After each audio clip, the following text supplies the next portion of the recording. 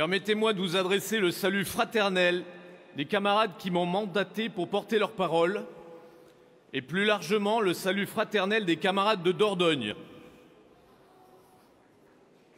J'ai un fan club là-bas. Ils sont 4. La fraternité, une vertu que je sens en danger, y compris dans nos rangs, et qui pourtant est le liant indispensable pour nous réunir. Je ne parle pas d'amitié, tant cette notion a été dévoyée par ceux qui s'appellent les amis de FO et qui n'en finissent pas d'inonder les boîtes mail de leurs élucubrations et de réécrire l'histoire sur les réseaux sociaux.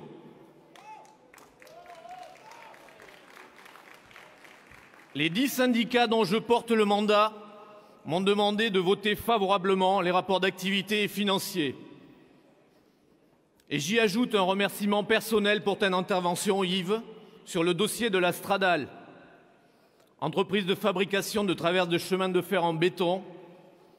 Alors je ne sais pas si ça s'est passé dans les salons de la République, mais en tout cas, ton intervention, conjuguée à l'action du syndicat soutenu par l'UD, a permis d'éviter un plan social dont l'entreprise et les salariés ne se seraient pas remis.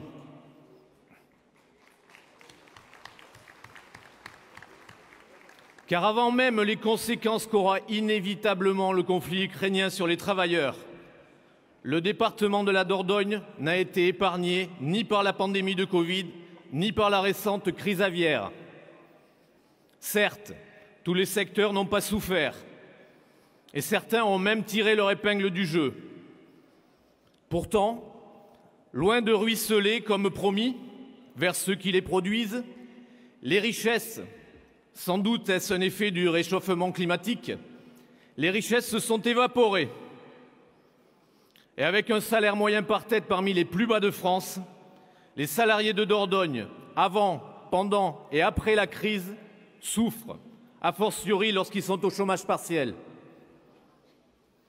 Malgré cela, les camarades ont mis en point d'honneur, d'une part, à s'acquitter de leurs cotisations, permettant à l'UD de maintenir son niveau de matériel placé, mais aussi en s'inscrivant dans les actions de développement que l'UD a menées avec le concours de fédération, nous permettant de progresser de 5 points avec une représentativité de 22% aujourd'hui. Merci pour eux. Ces mêmes camarades ont été de toutes les batailles, retraites, salaires, menées à l'appel de la Confédération et de l'UD. Qu'à la régression sociale, ils n'en veulent pas. Vous le savez, depuis un mois, nous avons un nouveau président de la République. Il ressemble beaucoup, j'en ai peur, à l'ancien, déconnecté de notre réalité et au service d'un patronat décomplexé. Ce président, qui avait annoncé marcher sur ses 2 jambes, a rendu un quinquennat d'unijambiste.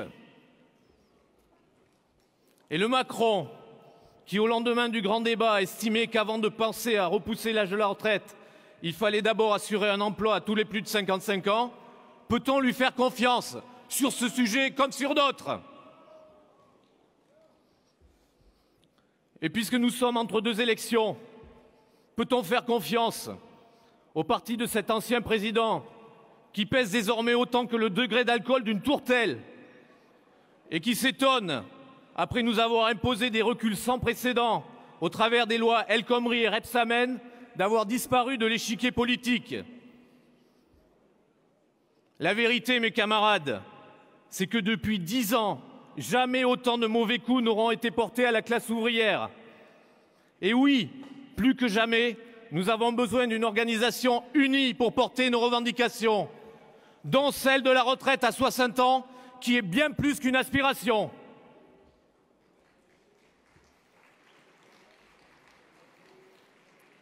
Car mes camarades, vous le savez, jamais au cours de l'histoire sociale, ni les gouvernements, ni les patrons ne nous ont fait de cadeaux. Et les avancées sociales qui se sont traduites par des accords ou retranscrites par la loi l'ont été parce que la classe ouvrière est allée les chercher par le rapport de force. Alors, vive les revendications, vive la CGT Force ouvrière unie. Merci.